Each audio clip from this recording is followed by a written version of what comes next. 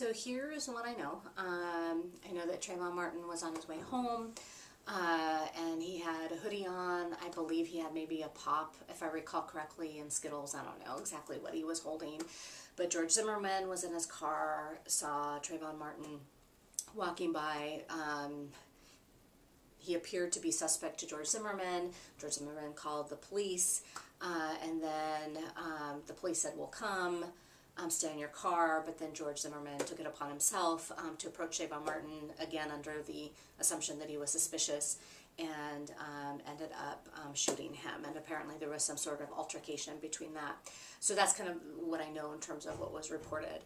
My bigger concern is the discussion that happened about the trial itself. What was troubling to me in our public conversation about it, so political commentators, commentators on news shows like CNN, MSNBC, and so on, talked about how some people were saying that George Zimmerman killing Trayvon Martin was not instigated by race. And part of what the discussion was that it wasn't a racial issue because George Zimmerman himself is Latino, which then also made me start to realize that people do not understand interethnic racism, nor do they understand how racism is rooted in notions of white supremacy. And so those discussions needed to be brought out more.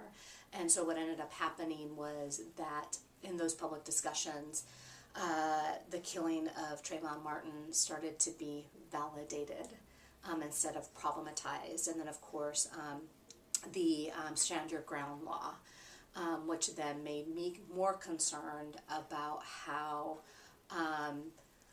crimes motivated by race can then be minimized under this kind of Stand Your Ground law. And really the Stand Your Ground law places particularly men of color, so Latinos, black men, as suspect, and that then being justified that they're suspect. And so there are a lot of concerns for me related to race and racism. It has always been the case, and it continues to be the case. And so we see that through the killing of Trayvon Martin. We also see that here in Charleston with a lot of the assumptions made, and I'm not just talking about the Charleston community, I'm talking about also the AU campus, assuming that predominantly our black male students are involved in criminal behavior, so fighting and other sorts of violent behavior.